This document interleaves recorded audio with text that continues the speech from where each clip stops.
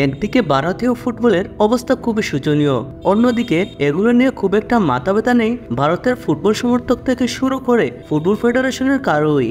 আবার ভারত নাকি স্বপ্ন দেখে 2030 ফুটবল বিশ্বকাপ খেলার।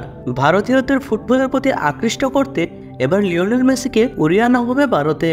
বন্ধুরা, এই ঘটনা কি সত্য নাকি গুজব, তাই বলবো আজকের এই ভিডিওটিতে। শুরুতেই বলতে চাই, মেসিকে নিয়ে রটানো হচ্ছে ভুয়া খবর। সামনে এলো চাঞ্চল্যকর তথ্য।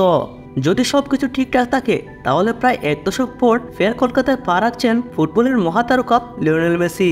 জানা গিয়েছে কলকাতা ছাড়াও তিনি আহমেদাবাদ, মুম্বাই এবং নয়াদিল্লিতে যাবেন। পাশাপাশি ভারতের প্রধানমন্ত্রী নরেন্দ্র মোদীর সঙ্গেও দেখা করবেন তিনি।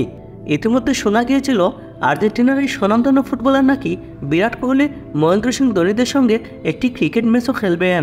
এবার সে ব্যাপারে এক চাঞ্চল্যকর তথ্য এলো সামনে। মেসিকে ভারতে আনার ব্যাপারে যার অবদান সবচেয়ে বেশি তিনি হলেন বাংলার উদ্যোগপতি শতদ্রু দত্ত। রবিবার তিনি এক ফেসবুক পোস্টের মাধ্যমে জানান, যাকে আনার চেষ্টা করেছি সে নাকি ক্রিকেট খেলবে। আমার থেকে তো দেখছি ভারতীয় সংবাদ মাধ্যম বেশি জানে। সে ফুটবলার, তাই যা করব সে ফুটবলকে সামনে রেখে এবং ফুটবলারদের সম্মান দিয়ে করব। তিনি আরো বলেন, হ্যাঁ, ওকে ক্রিকেটের ব্যাপারে কিছু বিশিষ্ট লোক বুঝাবে, কিন্তু কোনো ক্রিকেট ম্যাচ হবে না, তাই গুজবে কান দেবেন না। অর্থাৎ লিওনেল মেসি ভারতে আসবেন সত্য, কিন্তু তিনি ফুটবল ম্যাচ খেলবেন এই তথ্যটি মোটেও সত্য নয়।